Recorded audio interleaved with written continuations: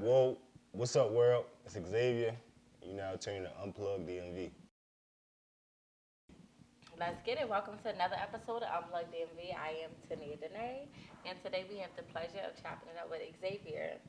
Let's get started by you telling us who Xavier is. Xavier is a person, an individual, an artist, entrepreneur, a father, a jack of all trades, but a master of himself. I know that's right. So, okay, jack of all trades. Okay, so tell us a little bit about yourself as far as what you do. Um, yeah. A barber, a musician now because I express myself. I also, I like fashion. So I'm just a person that enjoys the things that they enjoy and just try to tap in with that. Okay, so you like fashion. Okay, okay, I didn't know that.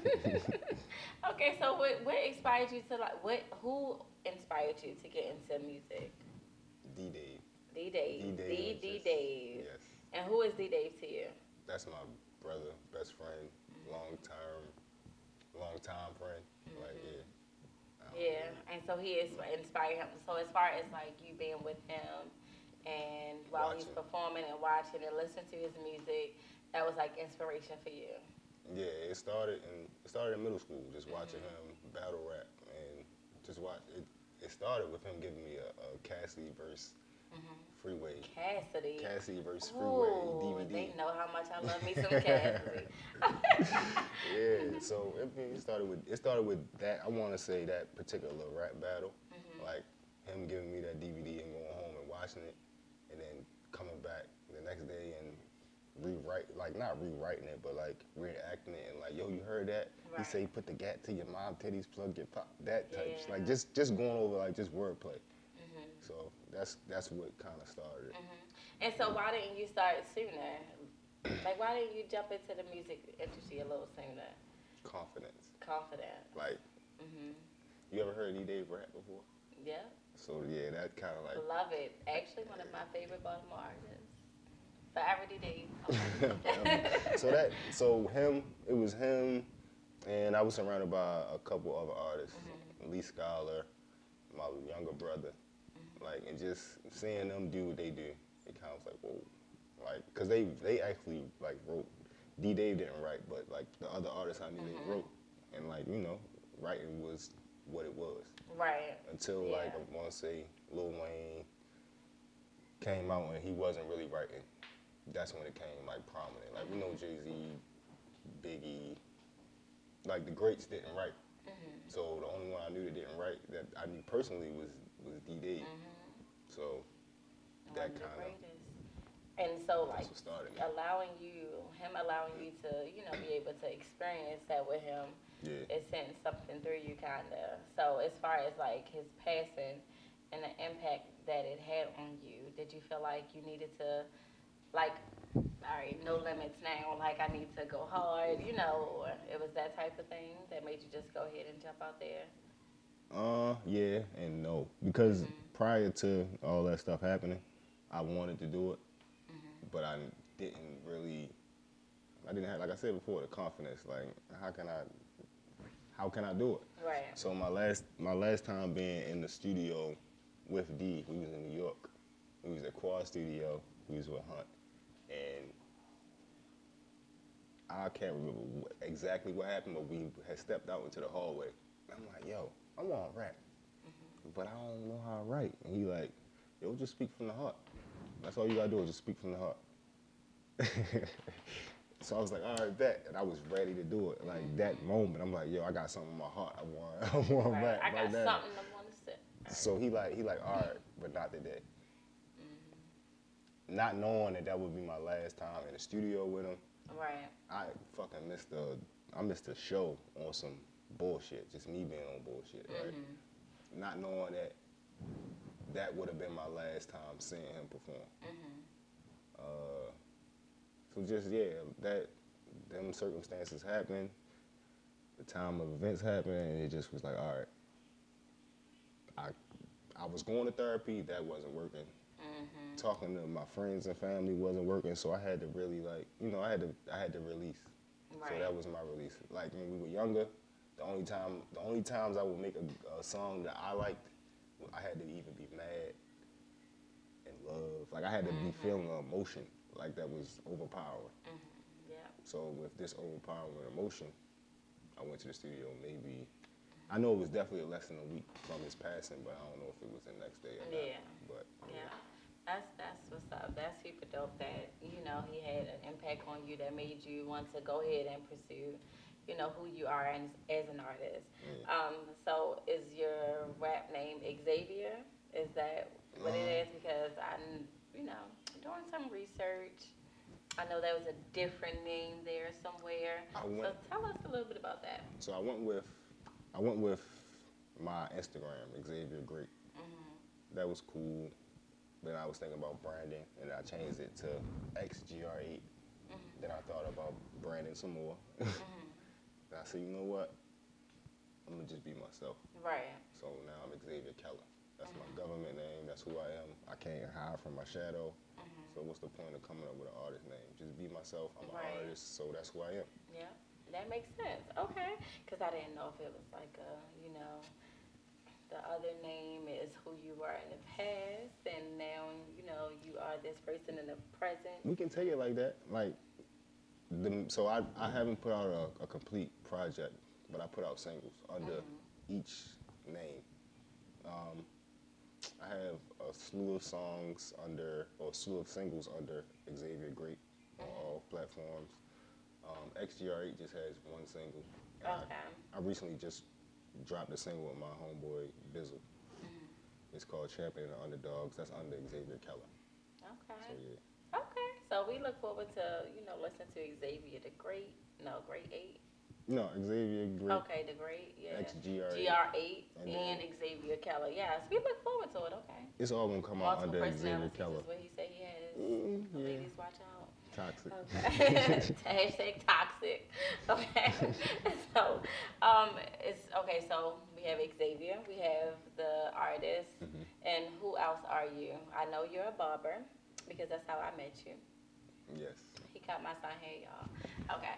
So I know you're a barber, but what else do you have going on, you know, in the entrepreneurial world? Merch, just selling clothes and different type of accessories. Like, so me being a barber, I sell hair care products and skin care products as well. T-shirts, I've been doing that since I was 15 years old.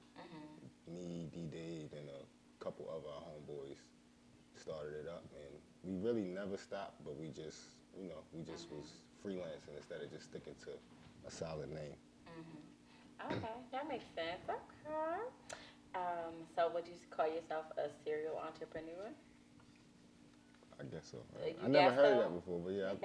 You know, you got, you know, a few different things, you know, that you got going on and everything. So as far as you being a serial entrepreneur, do you think you found your niche? Like as far as the music, do you think like this is it for you and this is what you're passionate about?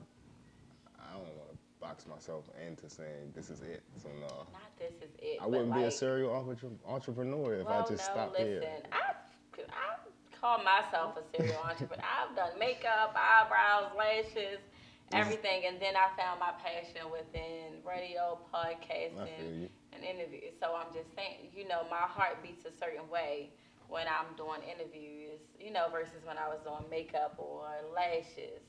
So have you had that moment? Is really what I want to know. So my heart beats the same as it does when I'm cutting hair for music. Okay. So that I'm not going to say I found it, but I know that this is definitely a tool that I'm going to use for the rest of my life. Okay.